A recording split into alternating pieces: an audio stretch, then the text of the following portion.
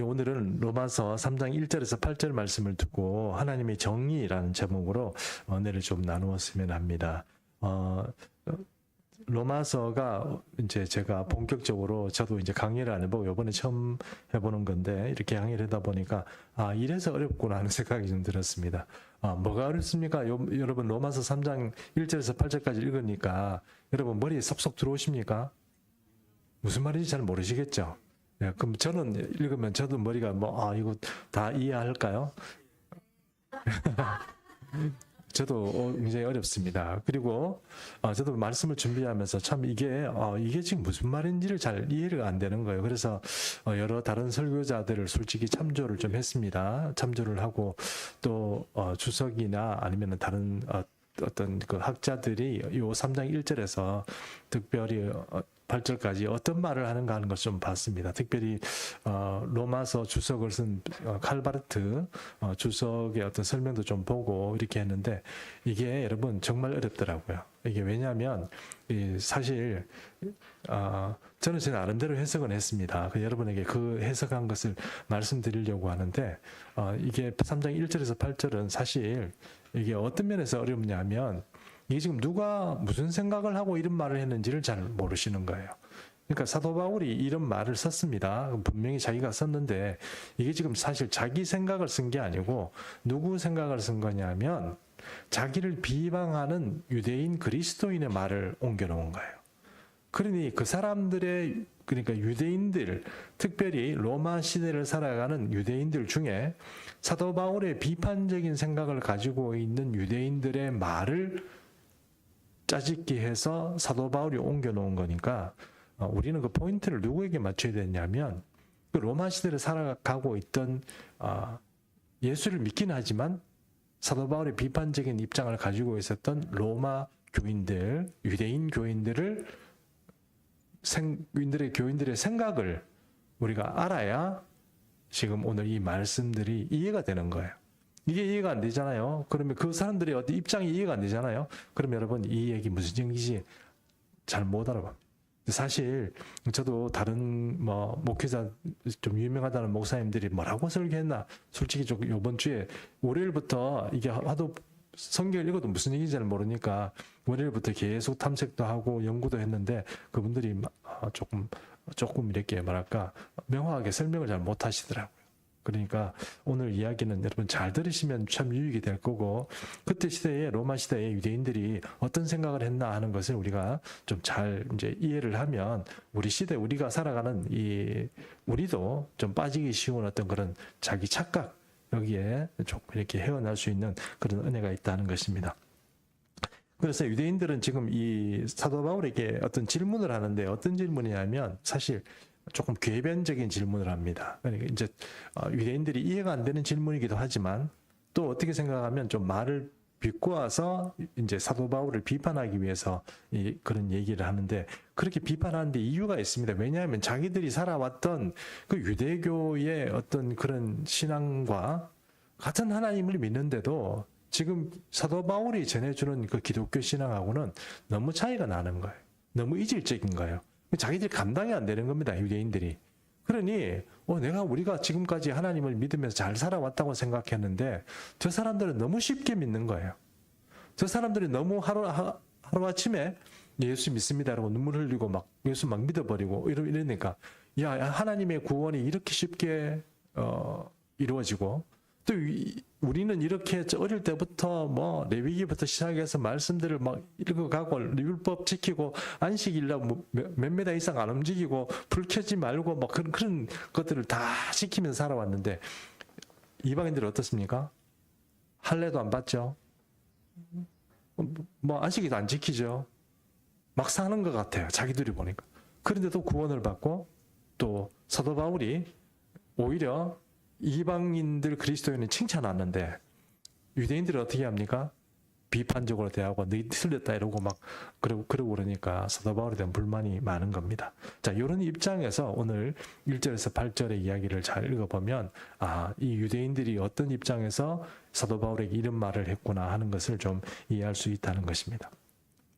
지금까지 로마서 1장에서는요 우리가 전체적으로 그 이방인의 이방인의 죄에 대해서 우리가 한번 살펴봤습니다. 이방인이 왜 죄인이 되어 가는가? 자연을 통해서 하나님을 알 수도 있음에도 불구하고 그들은 자연을 통해서 알아진 그 하나님에 대한 어떤 그런 소스, 정보를 가지고 점점 더 우상을 섬기게 되는 것으로 흘러가는 그 이방인의 죄에 대해서 1장에서 살펴봤고요. 2장에서는 우리가 뭘 살펴봤습니까? 유대인의 죄, 유대인들이 왜 죄를 짓느냐, 왜 유대인을 죄인이라고 하느냐 하는 것에 대해서 한번 살펴봤습니다. 그런데 이제 문제가 생겼습니다. 어떤 문제가 생깁니까? 유대인이 죄인이라고 말하고 나니까 유대인들이 기분 나쁜 거예요. 왜냐하면 나는 나름대로 잘하고 있는데 왜 나를 유대인이 죄인이라고 지금 평가를 하고 왜 사도 바울 당신이 우리를 그렇게 말합니까? 그리고 유대교 안에 유대교인들 중에 그리스도인이지만 그들 가운데 사도 바울에 대한 대적하는 마음과 비판하는 마음들이 서로 막 생기면서 사도 바울을 후욕합니다. 디스하는 거죠. 디스하는 것들이 그 사도 바울이 듣습니다. 그걸 듣고 지금 그것을 해명하려고 쓴 것이 1장 1절에서 몇 절까지요? 8절까지 말씀이다 하는 겁니다. 그렇기 때문에 그런 입장들의 이야기를 잘 생각해보고 들어보면 이제 이야기가 쉽게 이해가 되는 것입니다. 그래서 3장 1절에서 8절에서 나오는 내용들에서 유대인들 그리스도인이 이해한 이야기들 혹은 유대 그리스도인으로서 이해되지 않는 사도 바울의 이야기들 그런 이야기들을 이제 사도 바울이 정리를 해줍니다. 거기에 대해서 이제 얘기를 해주는 것이 바로 1절에서 8절이라고 그랬습니다. 자, 그러면 이제 하나씩 그 질문들을 좀 뽑아내가지고 우리가 한번 정리해 보겠습니다. 1절 같이 읽습니다. 시작. 그런즉 유대인의 나음이 무엇이며 할례의 유익이 무엇이냐. 유대인들이 개신교 신앙인으로 살아간다는 것은 쉽지 않습니다. 왜냐하면 자기들이 지금까지 살아온 것들이 있잖아요. 근데 사도 바울이 얘기한 복음의 이야기와 자기들이 살아온 얘기가 너무 이질적이다 보니까 지금까지 배워오고 깨닫고 있었던 그런 신앙의 스토리와 지금 사도 바울이 이야기하는 것은 많이 다르다는 느낌을 많이 갖습니다. 사실 거의 유일한 특권을 지금 유대인들은 지금까지 누리고 왔습니다. 수천 년에 걸쳐서 시내산에서 모세가 율법을 받고 난 이후에 전 세계에서 유일하게 독특한 하나님으로부터 오는 그런 어떤 법, 진리의 법을 이 세상에서 누리고 살았습니다. 그것이 바로 하나님의 여호와의 법이죠. 율법입니다. 그 율법을 전 세계에서 유대인들만 지키고 유대인들만 그것을 가지고 살아왔습니다. 이것이 얼마나 대단한 일이냐는 것입니다. 근데 이렇게 지금 보니까 유대인들이나 이방인들이나 어떤 별 차이가 없어 보인다는 것입니다. 그러니 유대인들이 사도 바울에게 먼저 첫 번째 하는 질문이 뭡니까? 그렇게 당신이 그런 얘기를 한다고 그러면 그 복음에서 있어가지고 하나님 나라의 복음에 있어가지고 당신이 만약에 그렇게 얘기하고 당신이 그렇게 주장한다면 유대인하고 이방인하고 차이가 뭡니까? 한마디로 말해서 유대인이 특권이 뭐 있습니까? 그럼 유대인이 이방인보다 좋은 게 뭐가 있습니까? 이거를 사도 바울에게 질문한 겁니다. 이해하시죠? 예, 그 얘기를 한 겁니다. 그러자 사도 바울이 얘기합니다. 로마서 3장 2절 같이 읽습니다. 시작. 범사에 많으니 우수는 그들이 하나님의 말씀을 맡았음이니라. 범사에 많다는 거예요. 사도 바울이 보기에는 범사에 많다는 겁니다. 유익한 점이 한두 가지가 아니다. 그 중에서 가장 큰 것은 유대인들이 하나님의 말씀을 받았다. 그런 민족이다 하는 것입니다. 즉 하나님의 율법을 받아서 그 율법을 지키며 살아왔다 하는 것입니다. 사도 바울의 이야기는 이런 겁니다. 우리가 생각하기에는 우리 믿는 이방인 그리스도인의 입장에서 보면 이 유대인들이 예수를 믿는 것에 대해서 내가 믿는 예수나 유대인 당신이 믿는 예수나 뭐가 다르냐 이렇게 얘기할지 모르지만 사도 바울의 입장에서 즉 유대인 입장에서 믿는 예수는 이방인들이 믿는 예수와 차원이 틀립니다. 한마디로 말하면 사도 바울은 이 얘기입니다. 당신들이 예수를 믿게 되면 진짜 예수를 복음을 깨닫게 되고 믿게 되면 이방인 그 어떤 사람보다 잘 믿을 수 있는 것이 누구다? 유대인이다. 그 얘기를 하는 거예요. 유대인들은 피상적으로 이해합니다. 자기들은 이 예수 그리스도라는 복음에 대해서 세상적인 가치를 살아가다가 어느 날 예수를 믿게 되고 그것을 우리가 수용하고 또 예수의 복음을 알게 되고 하나님을 깨닫게 되면서 점점 더 알아가게 됐지만 유대인들은 그렇지 않습니다. 어릴 때부터 하나님에 대해서 잘 아는 거예요. 근데 그 하나님에 대한 이 율법과 그 자기 것들이 가지고 있었던 것들이 예수 그리스도의 복음이라는 그 축으로 한번 쫙 깨어지면 그들은 통달하는 거예요. 이방인 그리스도인은 통달이라는 것이 어렵습니다. 왜냐하면 절대적인 정보가 약해요. 성경에 대한 정보, 하나님에 대한 정보 이런 것들이 약하단 말입니다.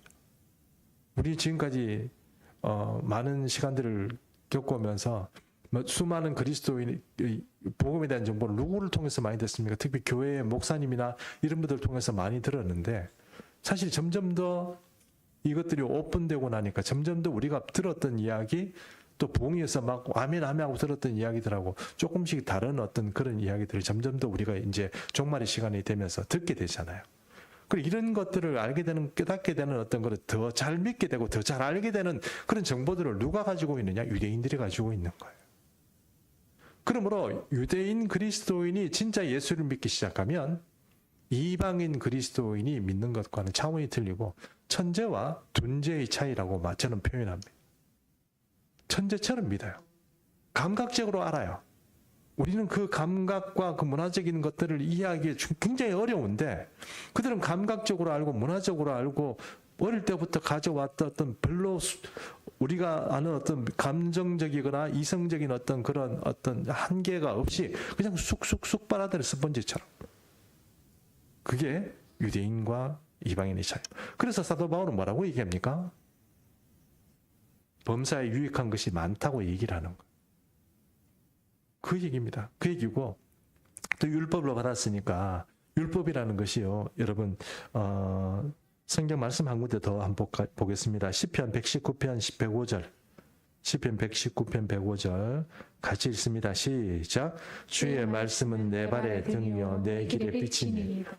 유대인들이 뭐 가지고 살았습니까? 뭐 가지고 자기 인생을 설계하고 뭐 가지고 자기 미래를 설계하며 살았습니까? 하나님의 법을 가지고 살았다. 말씀 가지고 살았다. 그러니 그들은 유대인들은 뭐라고 얘기합니까? 전 세계에 아무도 가지지 못했던 내 앞길에 등이 있고 내 앞길에 빛이 있는 거예요. 그것이 뭡니까? 말씀이에요. 유대인들은 그것을 가지고 살았다는 거.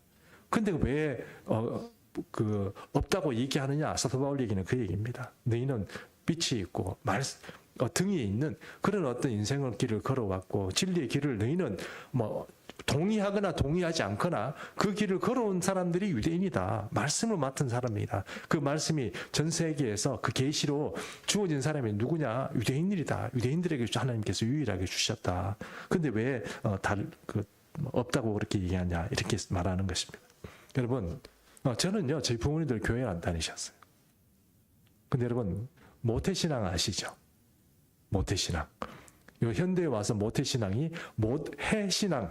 기도 못해, 봉사 못해, 헌신 못해, 뭐 하여튼 잘 못해 하는 게 모태신앙이라고 얘기하는데 그것은 우스갯소리고요. 모태신앙으로 태어난 사람이 만약에 이렇게 생각한다면 어떨까요? 모태신앙을 태어났습니다. 우리 정말 죄송하지만 우리 예원자매 예를 좀 들겠습니다. 예원자면 여러분 이렇게 우리 이예원자면 반주도 하고 학교도 좀 좋은 학교 나오고 얼굴도 예쁘고 몸매도 예쁘고 뭐 하여튼 정말 부족한 것이 없어요. 왜 시집을 안 간지는 모르겠어요. 근데 부모님이 제가 알기에는 장로님이시고 어머니도 권사님이시고 권사님도 제가 이렇게 만나뵀는데 권사님 참 상당하게 정말 상당히 좀 이렇게 뭐라고 할까요? 좀 약간 인텔리컬하다 그럴까? 그런 분이시더라고요.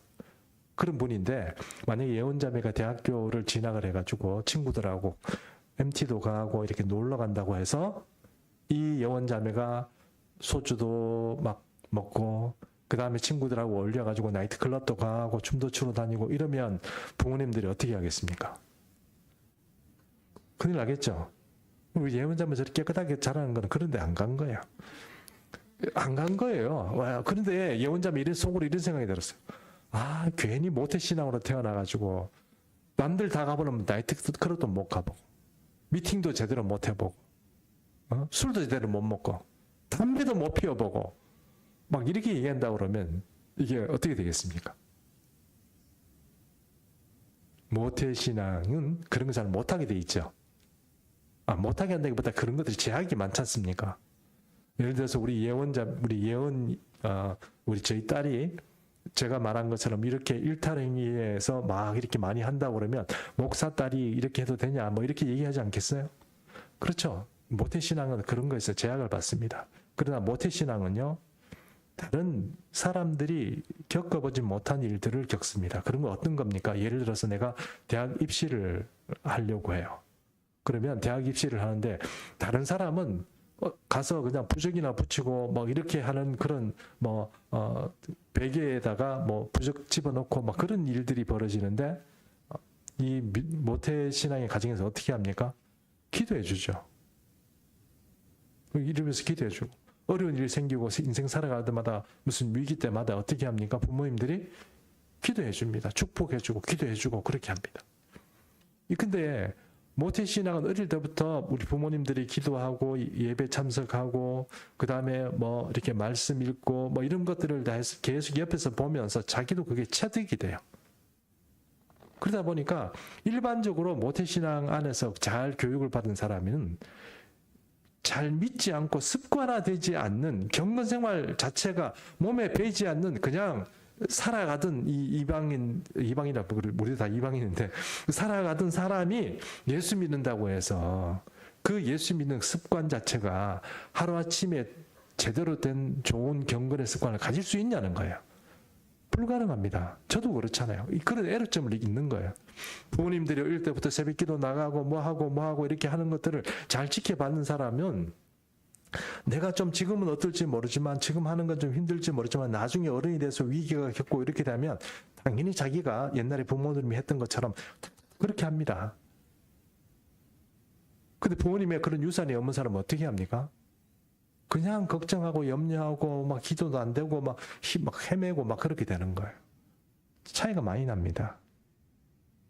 왜 유대인하고 이방인하고 질적 차이가 뭐냐? 질적 차이 있습니다. 우리가 생각하는 우리는 이방인의 입장에서 유대인들을 보니까 형편없어 보이지만 그들이 진짜 예수 그리스도의 복음을 받아들이고 나면 우리 이방인들이 생각하는 그런 예수 믿는 것과는 차원이 틀린 풀리 크리스찬이 되는 그런 귀한 은혜들이 이 유대인에게 있는 겁니다. 저는 그것을 유대인이 믿는 신앙의 천재성이라고 생각해요. 따라가지 못하는. 그것이 사도 바울이 지금 얘기하는 범사에 많으니 너희가 또 말씀을 맡았다 하는 이야기에 대답이 된다는 것입니다. 그래서 유대인들은 지금 보니까 전부 다 이방인이나 유대인이나 전부 다 쉽게 예수 믿고 이런 세상이 되었는데 뭐가 차이 나냐 이렇게 말할지 모르지만 사도 바울은 보니까 차이가 많이 난다 하고 지금 대답한 겁니다. 이해되시죠? 네, 좋습니다. 첫 번째 말은 이해가 됐다는 것입니다. 사실 또 교회를 다니면서 이렇게 보면 우리가 예수 믿는 모태신앙들이 이걸 좀 생각했으면 좋겠습니다. 여러분 교회 다니기 위해서 혹시 부모님이나 주변 사람들에게 두들겨 맞아본 적이 있는 사람? 아이고 권사님, 그러시고. 저도 학교에서 두들겨 맞아봤거든요. 야간 자습 빠졌다고 두들겨 맞고. 우리 부모님도 이제 교회 그만 나가라고 두들겨, 아마 우리 부모님 들으시면 좀 곤란한데, 하여튼 제가 그런 적도 있습니다만, 어떤 사람은 두들겨 맞으면서 교회 다니고, 또 모태신앙은 조금만 신앙생활 잘하고, 일찍 교회 간다거나, 오늘 교회에 어떤 행사가 있는데 내가 뭘 좀 준비했다거나, 아니면 오늘 기도 순서가 있는데 내가 기도를 적어가지고 하는 거 보면 부모님들은 억수로 칭찬합니다. 와, 너 참 이제 드디어 신앙이 이렇게 제대로 하는구나. 억수로 칭찬하거든요. 근데 그런 사람이 두드려 맞는 사람들은 집에 가서 그런 일을 하면 어떻게 됩니까? 이게 미쳤구나. 이런 소리 듣습니다. 다르죠. 그러니 여러분 신앙적인 후원을 받는 거 이거 완전히 다른 겁니다. 잘 믿을 수 있습니다. 모태신앙은 그러므로 더 잘 믿어야 되는 거죠. 모태신앙인데 저보다 신앙이 약한 분들은 좀 회개하셔야 됩니다. 자, 넘어가겠습니다. 그럼 두 번째 질문입니다. 자, 그 유대인이 신의를 저버렸다면 어떻게 됩니까? 로마서 3장 3절입니다. 같이 읽습니다. 시작. 어떤 자들이 믿지 아니하였으므로 어찌하리요? 그 믿지 아니함이 하나님의 미쁘심을 패하겠느냐? 이 말이 굉장히 어렵습니다. 이게 정말 어렵습니다. 자, 그런데 제가 말씀드린 것처럼 처음에 말씀드린 것처럼 이 이야기는 누구의 이야기에서 소스를 가져온 겁니까? 유대인들이라고 그랬죠. 어떤 유대인들요? 예수를 믿기는 믿지만 사도 바울에게 아직은 조금 반감을 가지고 있는, 사도 바울이 너무 과격하고 너무 이방인만 위한다고 생각하는, 거기에 약간의 어떤 그런 거부감을 가지고 있는 유대인들의 질문입니다. 그 사람들이 뭐라고 얘기하냐면 요 읽기 전에 공동번역 3장 3절을 한번 같이 읽어보겠습니다. 공동번역 3장 3절. 김기훈 권사님 한번 읽어주십시오. 그런데 어떤 유다인들이 신의를 저버렸다고 합시다. 그렇다고 해서 하나님께서도 신의를 저버리시겠습니까? 이게 진짜 어렵습니다. 이게 말이 진짜 어렵습니다. 왜냐하면 여러분, 혹시 여러분이 나중에 로마서 강의를 하는 여러분들, 물론 저보다 다 강의를 잘 하시고 유명한 분들이니까 하시겠지만 그분들 강의를 들어보시면 요게 입장이 저하고는 좀 많이 틀립니다. 틀린 이유가 있습니다. 잘 보십시오. 이분들을, 저도 그분들 말씀하는 걸 이렇게 들어봤는데, 먼저 여기서 그들이 신의를 저버렸다 이 얘기는, 그들이 이걸 믿지 않았다 하는 얘기를 뭘 안 믿는다는 얘기입니까? 자, 1번 좀 쉽게 하기 위해서 1번, 이 신의를 저버린 사람들이 유대교 율법을 안 믿는다는 얘기고, 두 번째, 이 신의를 저버렸다 이 얘기라는 사람들은 사도 바울이 전해준 이 복음의 이야기를 안 믿는다. 첫 번째, 율법 안 믿는다. 두 번째, 복음을 안 믿는다. 이 신의를 저버렸다. 혹은 이 말을 믿지 않는다. 이렇게 얘기할 때 여기서 말하는 사람들이 믿지 않는 것이란 율법입니까? 복음입니까? 그렇죠? 율법이 아니겠죠. 이 사람들이 유대인이에요. 하나님에 대한 것도 믿고 율법도 믿습니다. 그런데 내가 율법을 믿고 유대인으로 살다 보니까 사도 바울이 말하는 이 복음이 수용이 안 돼요. 믿어지지 않아요. 그렇죠? 믿어지지 않습니다. 그래서 3장 3절을 제가 다시 한번 얘기합니다. 어떤 자들이 믿지 아니하였으면 어찌해야 됩니까?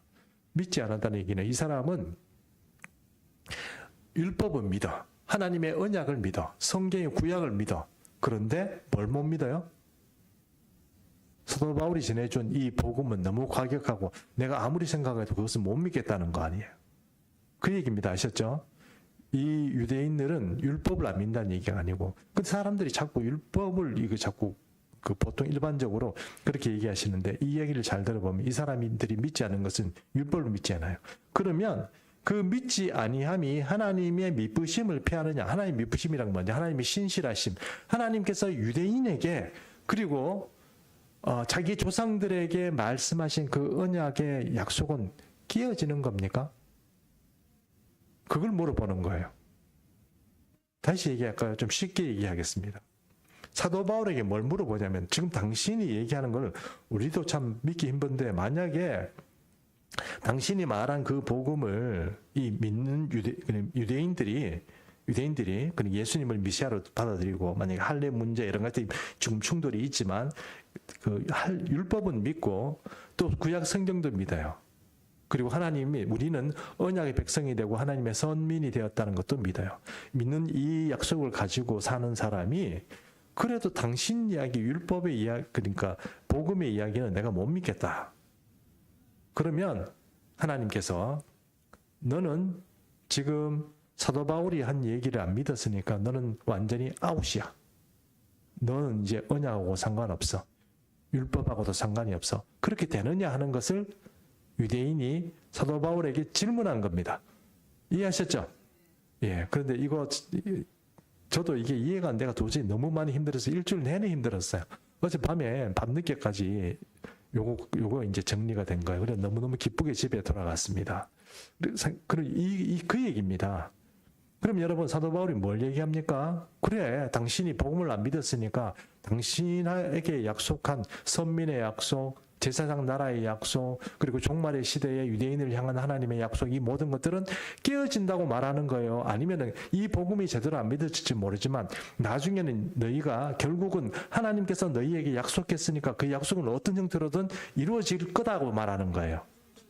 그렇죠. 그 얘기하는 거예요. 우리의 생각은 세상에 이 유대인이 복음을 안 믿었는데 어떻게 약속이 있는 백성이 되고 하나님 나라의 어떤 그런 유업을 받는 사람이 될까 이렇게 말할지 모르지만 사도 바울은 유대인입니다. 유대인들의 생각을 너무 잘 알고, 그리고 사실 사도 바울이 그 바리새인으로서 율법에 탁월한 사람으로서 율법을 문제를 해결해 주지 않았으면 유대인들이 예수 믿기 엄청 힘들었을 거예요. 그 사도 바울이 그 문제에 대해서 지금 대답을 해준 겁니다. 그래서 3장 4절 말씀 한번 같이 읽도록 하겠습니다. 시작. 그럴 수 없느니라 사람은 다 거짓되되 오직 하나님은 참되시다 할지어다. 기록된 바 주께서 주의 말씀에 의롭다함을 얻으시고 판단받으실 때에 이기려 하심이라 함과 같으니라. 예, 이 말씀들을 여러 가지 구약 성경에 있는 말씀들을 인용해 왔지만 그 말씀들은 다 빼버리고요. 결국 사도 바울의 말씀 유대인들에게 대답한 결론은 이겁니다. 정확하게 말할 수는 없지만 하나님께서 유대인과 유대인 나라와 제사장 나라에 대한 약속을 해놓은 이 사실들 자체는 변질되지 않습니다. 하나님은 그것을 폐하지 않습니다. 그러나 그것이 어떻게 이루어질지는 그것은 나중에 종말의 시간에 이루어지겠지만 지금 당신들이 안 믿는다고, 지금 이 복음을 안 믿는다고 해서 그 약속들이 다 없어지는 게 아닙니다. 하나님은 약속을 지키실 것입니다. 그 얘기를 지금 하는 거예요. 이해하셨죠? 그러면 교리적으로 얘기해서 우리가 우리 개신교 신앙의 어떤 그런 교리적으로 얘기해서 이거 이렇게 얘기하면 좀 안 될 것 같지 않아요? 복음을 안 믿는데 약속이 살아있다고? 이렇게 얘기할지 모르지만 하나님, 지금 사도 바울의 이야기는 무엇입니까? 투 트랙이 있다는 거예요. 트랙이 두 개가 있다는 거예요. 그럼 우리가 로마서를 잘 읽어보면 이제 나중에 우리가 12장쯤 가면 11장 12장에 가면 유대인들은 어떻게 된다고 그랬습니까? 종말에 유대인 시대가 온다고 그러죠. 그 시대를 사도 바울은 벌써 내다보는 거예요. 그러니까 이렇게 대답할 수 있는 겁니다. 이해하셨죠?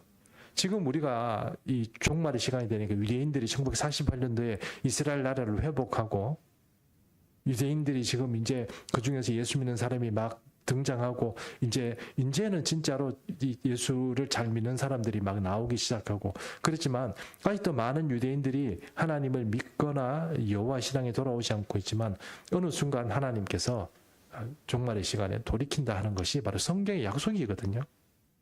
그리고 그 약속 우리가 어떤 형태로 돌이킬지 우리는 잘 모르지만 하나님은 그 약속을 폐하지 아니하시고 반드시 지킨다는 거예요. 유대인들 자체가 자기가 믿건 안 믿건 그것은 하나님의 약속과 상관없다는 거예요. 하나님은 약속을 끝까지 신실하신 분이니까 그분은 그분인 대로 약속을 지키는 거고 니는 믿어가지고 개인적으로 어떻게 될지 그거 문제는 해결하지 못하고 사람들이 믿든 안 믿든 하나님은 하나님의 약속을 지킨다. 그 얘기를 지금 사도 바울은 대답한 겁니다. 됐죠?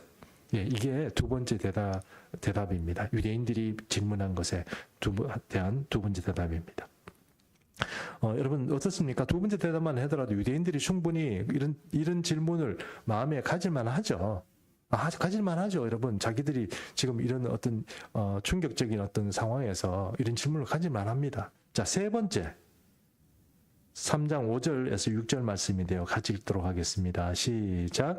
그러나 우리의 불의가 하나님의 의를 드러내게 한다면 무슨 말하리요?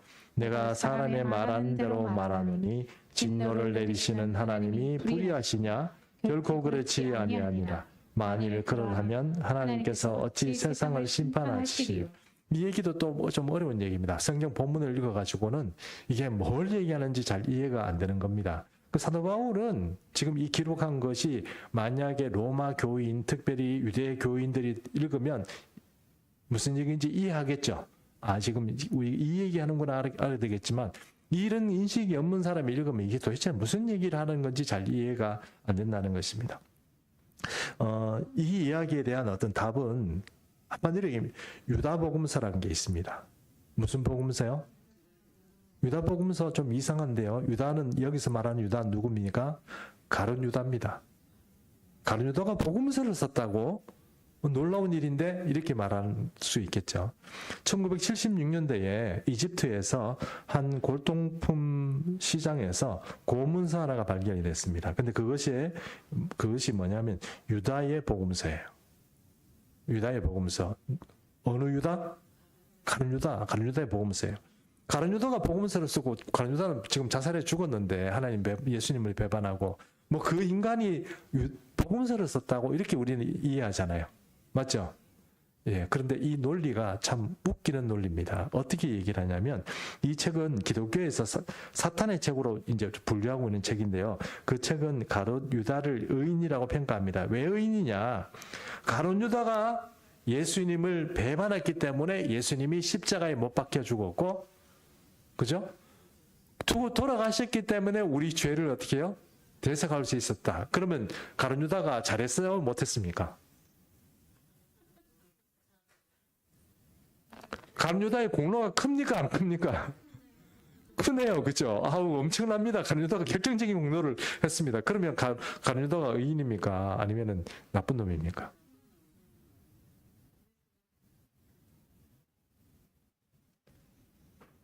논리적으로 보면 어떻습니까? 이게 논리가 어렵죠? 논리를 설명하기에는 좀 어렵습니다.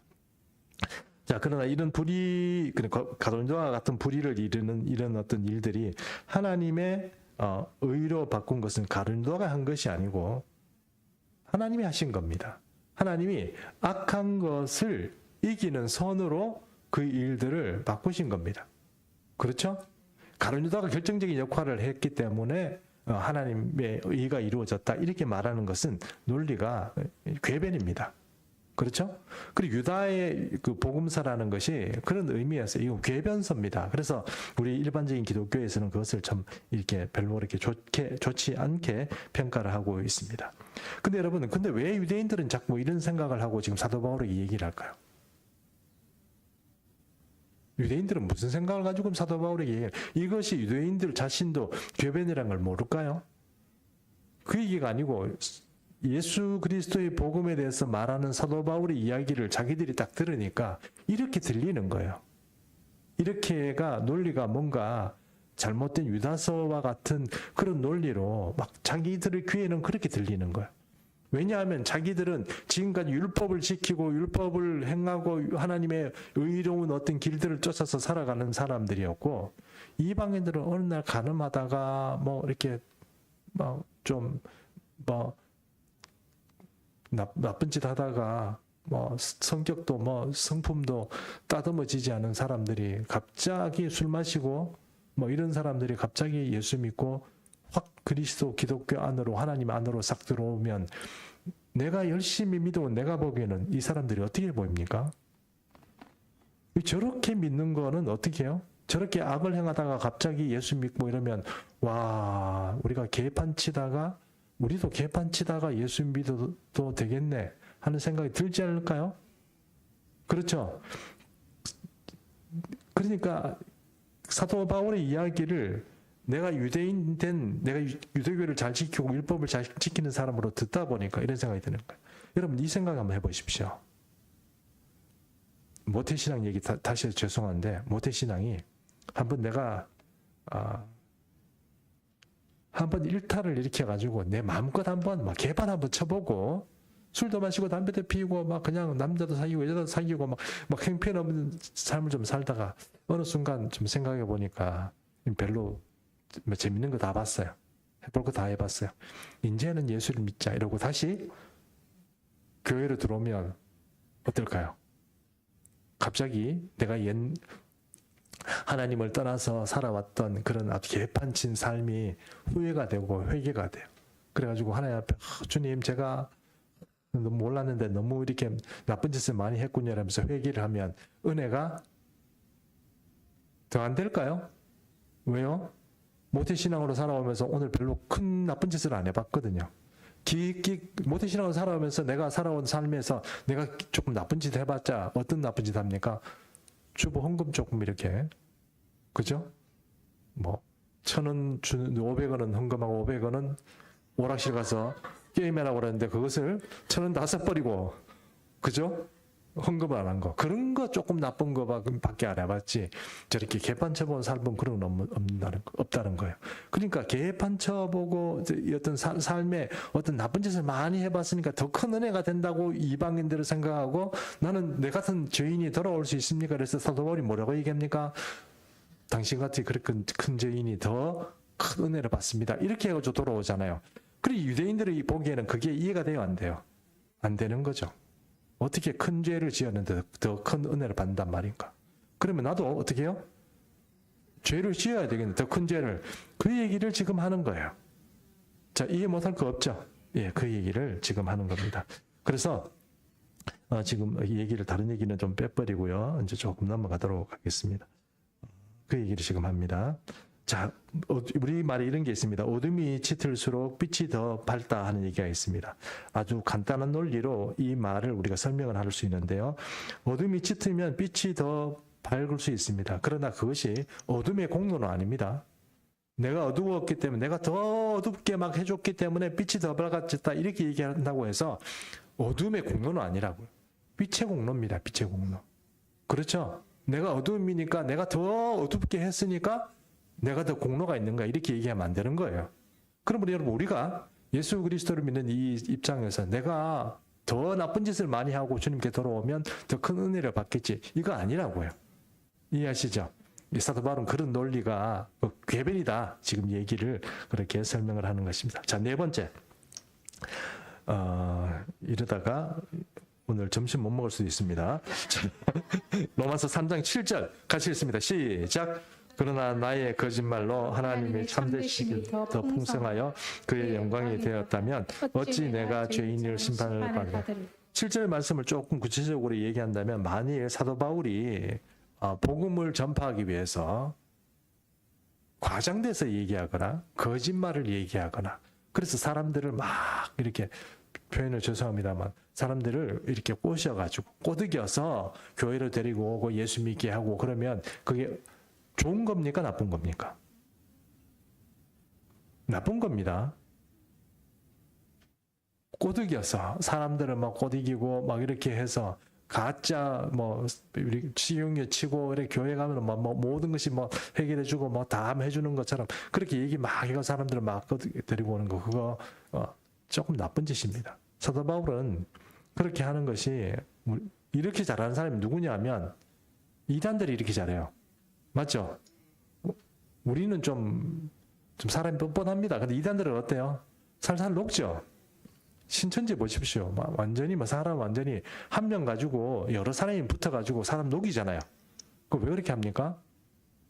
자기들에게 끌고 가기 위해서 그렇잖아요. 근데 이게 바로 이 사도 바울이 얘기한 것처럼, 너희가 지금 얘기하는 거 들어보면 내가 마치 거짓말을 해가지고 사람들을 꼬드겨서 예수 믿게 하고 또 그것을 통해서 하나님께 영광을 올려드리는 것처럼 얘기하는데, 야, 내가 거짓말을 해가지고 그렇게 하는 게 그게 하나님의 뜻이냐? 그 하나님께서 원하시는 거냐? 내가 거짓말 한다고? 그럴 리가 없자. 그거는 말이 안 되는 거다 하는 이야기를 지금 사도 바울이 변론하는 겁니다. 아셨죠? 자, 8절 전반절 읽어봅니다. 8절 전반절 김기용 목사님 좀 읽어주십시오. 또는 그러면 선을 이루기 위하여 악을 행하자 하지 않겠느냐. 어떤 악을 이루기 위해서 어떤 일을 한다는 겁니다. 옛날에 얼마 전 이야기입니다. 오래된 이야기는 아니지만 코로나 전에 어떤 교회가 문을 닫고 그것이 경매에 넘어갔습니다. 판교에 있는 교회인데요. 그 교회가 526억인가 평가 금액이 나왔어요. 526억. 그래, 건물을 짓고 지금 하면 더 그겠죠. 한 1,000원 가까이 됩니다. 근데 그때 돈으로 건축비 이런 것들을 이렇게 산정해버리고 526억이라는 돈이 나왔어요. 엄청 큰 건물입니다. 여의도 순복음교회 다음으로 그 규모가 큰 교회라고 그랬습니다. 그런 교회가 있습니다. 그런 교회가 이 판교에서 나왔는데 결국 그 교회가 문을 닫았습니다. 근데 그 교회가 문 닫는 이야기, 그러니까 건축을 하다가 결국 무리하게 건축하다가 문을 닫았고, 교인이 8,000명이 있었는데 구체적 교인이 그 8,000명이 있다가 그 사람들이 다 흩어져서 이제 교회가 없어졌습니다. 그런데 결국 그 교회는 하나님의 교회에 팔렸습니다. 경매에 넘어갔습니다. 그런데 그 교회에 있었던 어떤 그 목사님이 이렇게 얘기했습니다. 그 교회가 왜 망했냐? 그 얘기를 하는데 이렇게 얘기했습니다. 온갖 불법을 질렀대요. 교회를 만들기 위해서 편법적인 대출, 편법적인 방법으로 교인들을 막 헌금시키고 뭐 이런 막 온갖 불법이 일어났대. 그 불법 때문에 망했다. 그 부목사님이겠죠. 부목사님이 그렇게 얘기하는 것을 들어보고 그럴 수 있겠구나 하는 생각이 들었습니다. 교회를 세우는 게 영광입니다. 교인들 많이 모여서 하나님께 올려드리는 거 영광입니다. 그러나 거짓말하면 안 됩니다. 거짓말하면 안 됩니다. 잘못된 방법으로 그들을 이끌어서도 안 됩니다. 그것은 하나님께서 원하는 방법이 아닙니다. 사도 바울이 그렇게 한다고 누가 뒤에서 후욕합니까? 유대인들이 보니까 사도 바울 너 지금 그렇게 하는 것 같은데 거짓말하는 것 같은데 뭐 잘못된 길로 사람들을 인도하는 것 같은데 하고 유대인들이 지금 사도 바울을 욕한다는 것입니다. 자, 그래서 이 이야기를 좀 정리하겠습니다. 이 이야기들은 사실 믿는 유대인들이 한 이야기를 사도 바울이 모아서 정리한 것입니다. 뭐가요? 3장 1절에서 8절. 됐죠? 예, 좋습니다. 둘째, 이 설명을 듣고 잘 생각해 보시면 유대인들은 지금 매우 혼란스럽다는 것을 알게, 유대인들이 지금 가치관이 흔들리는 거예요.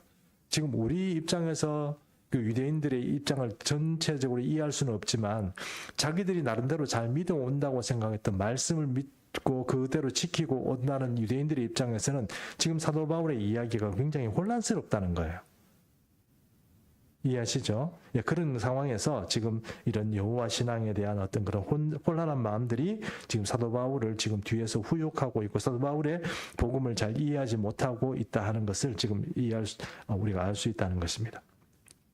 자, 그래서 로마서 3장 8절 하반절 같이 읽어보겠습니다. 제가 읽어보겠습니다. 3장 8절의 하반절입니다. 아까 3장 8절 전반절 읽었죠? 하반절을 읽겠습니다. 어떤 이들이 이렇게 비방하여 우리가 이런 말을 한다고 하니 그들은 정죄받는 것이 마땅하니라. 나 그렇게 안 했는데 나보고 거짓말로 사람 후리고 또 잘못된 행동으로 사람들을 이끌어가서 부흥시키고 막 그러려고 사람들을 자꾸 거짓말시키고 뭐 이렇게 잘못된 길로 인도한다고 그렇게 말하는 사람들이 있는데 그것이 유대인이죠. 그렇게 말하는 사람이 있는데 그들은 나중에 나는 정말 그렇게 안 하는데 그런 게 아닌데 그렇게 했으니까 이것은 정죄받아서 마땅하다. 그 얘기가 3장 8절에 있습니다. 됐죠? 자, 사도 바울의 얘기도 다 들었고 유대인들의 입장도 좀 다 들었죠? 예, 사도 바울이 지금 정리를 다 했습니다. 자, 이제 결론입니다. 그러면 여러분 이제 두 가지를 저는 정리하겠습니다. 그럼 유대인들이 말씀을 맡았다고 그랬잖아요. 그럼 유대인들이 말씀을 맡은 이유는 무엇입니까? 어떻게 그들은 이 유대인들이 말씀을 맡게 되었습니까? 그러면 여러분이 이렇게 질문해 볼 수 있잖아요. 왜 로마인들에게 안 맡기고 유대인들에게 맡겼습니까? 유대인들이 잘나서 그랬습니까? 유대인들이 뭔가 탁월한 민족성을 가지고 있었기 때문에 그렇습니까? 유대인들이 말씀을 맡게 된 것이 하나님께서 하신 겁니까? 아니면 자기들이 잘나서 한 겁니까? 자랑할 것이 없겠죠. 그렇죠? 근데 자랑할 것이 없는 유대인들이 이제 첫 번째, 그들이 자기에게 있어서 말씀을 맡게 된 게 아닙니다. 이게 지금 오늘 정리하는 첫 번째입니다. 맞죠? 자, 두 번째. 이렇게 자격 없이 하나님께서 일방적인 은혜로 이 말씀을 맡긴 그 민족이 말씀하고 같이 살다 보니까 어떤 일이 벌어지냐면 나하고 우리는 하나님에 대해서 굉장히 가까워졌다는 착각을 한 거예요. 예수님은 이 바리새인들과 세계관들을 보고 이렇게 말씀하셨습니다. 얘들아, 너희가 보니까 너희가 모세의 자리에 앉아가지고 지금 사람들을 판단한다 이랬습니다. 모세의 발가락에도 못 갈 사람들이 모세의 자리에 앉아서 사람들을 판단하고 그 유대인들을 다스린다고 그렇게 예수님께서는 서기관과 바리새인들에게 이야기를 했습니다. 제가 조금 이제 칼바르트라는 사람이 로마서 주석을 썼다고 제가 한번 소개를 드린 적이 있죠. 그 주석에 나오는 이야기를 잠깐만 소개하겠습니다. 유대인들이 착각하는 것이 있는데 그들이 하나님에 대해서 좀 알게 되고 하나님에 대해서 통찰력을 가지게 되었다고 해서 하나님과 사람 사이의 간격을 잊어버리는 것은 최대의 착각이라고 그랬습니다. 자기들이 하나님 말씀을 하고 막 하나님이 율법을 막 하고 이러니까 자기가 의인이 된 줄 알고 착각했는데 그들은 여전히 죄인이었다는 거예요. 유대인들이 지금 사도 바울에 대해서 3장 1절에서 8절에 대한 가지 질문을 가지고 있지만 유대인들은 자신은 어떤 사람이에요? 죄인이에요. 그것을 착각하는 거예요. 여러분 제가 설교를 하는 사람입니다. 다른 사람들에 비해서는 성경을 아무래도 좀 더 많이 보게 되고 연구도 더 많이 하게 될 겁니다. 근데 이런 말을 막 한다고 해서 제가 여러분보다 더 청자보다 더 의인이 되는 거예요? 제가 좀 하나님께 더 가까워지는 거예요? 어떻습니까? 칼바르트는 우리와 하나님 사이에는 질적 차이가 있다고 그랬습니다. 아무리 올라가 봤자 죄인이에요. 내가 율법을 잘 지키고 그렇게 한다고 해서 뭐예요? 나는 죄인이에요. 하나님과 이것은 완전히 다른 거예요. 내가 이 하나님께서 계시해 주신 이 말씀들을 좀 알고 또 그것을 지키고 그것을 가지고 살아간다고 해서 내가 죄인에서 의인된 것은 아닙니다. 이 유대인들은 그것을 뭐예요? 내가 죄인이라는 것을 잊어버린 거예요. 난 죄인이 아니고 이렇게 살았으니까 나는 의인이고 이 죄인들이 어느 날 갑자기 예수 믿고 구원받는 걸 자기는 용납을 못하는 거예요. 됐죠? 예, 이게 로마서 3장 1절에서 8절에 대한 주의입니다. 오늘 시간은 조금 많이 차지한 것 같은데 자, 더 있지만 더 안 하겠습니다. 오늘 여기까지만 하겠습니다. 우리 찬양 하나 부르겠습니다.